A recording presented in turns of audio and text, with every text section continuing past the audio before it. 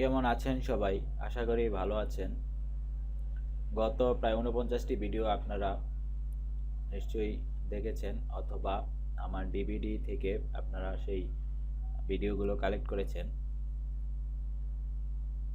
এখন এই ৫০তম পর্বে আমি বলতে চাই যে এটাই শেষ নয়। কারণ ফটোশপের প্রথম বেসিক এবং কিছু কিছু অ্যাডভান্স লেভেলের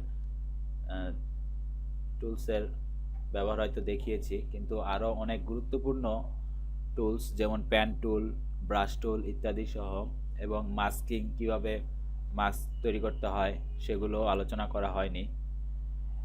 টিউটোরিয়াল তৈরি আসলে অত্যন্ত সময় সাপেক্ষ ব্যাপার, এবং এই সব কিছুই আপনাদের উৎসাহের উপর নির্ভর করছে, আপনাদের রেসপন্সের উপর নির্ভর করছে। আপনাদের কাছ থেকে যদি উল্লেখযোগ্য পরিমাণে রেসপন্স পাই, অর্থাৎ আমার ডিভিডির পরিমাণের উপর নির্ভর করে ভবিষ্যতে টিউটোরিয়াল কন্টিনিউ করব নাকি সেই সিদ্ধান্ত নিব। যদি দেখি আপনাদের চাহিদা অত্যন্ত পজিটিভ, তাহলে হয়তো ৫০ পর্ব থেকে শুরু করে আবার আমি নতুন করে পরবর্তী পর্ব তৈরি করা শুরু করব। অর্থাৎ সব কিছুই আপনাদের রেসপন্সের উপর ডিপেন্ড করবে।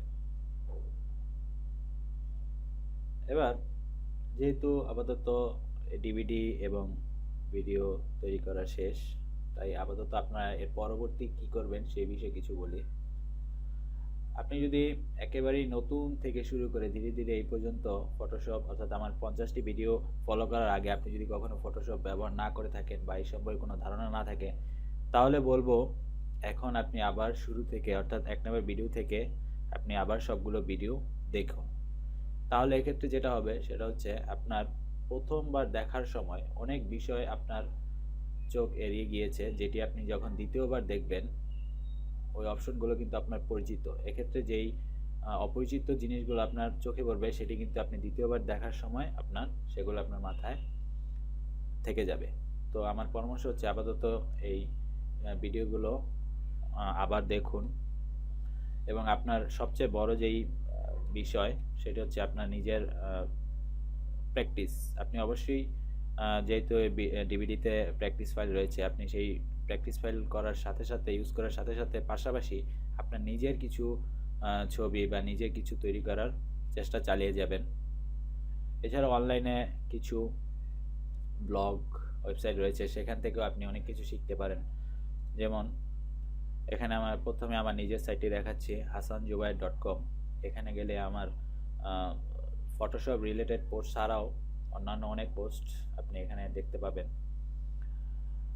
এছাড়াও বাংলাদেশের অন্যতম জনপ্রিয় বাংলা টেকনোলজি ব্লগ techtunes.com.bd এই ওয়েবসাইটে গেলেও আপনি অনেক কিছু শিখতে পারবেন।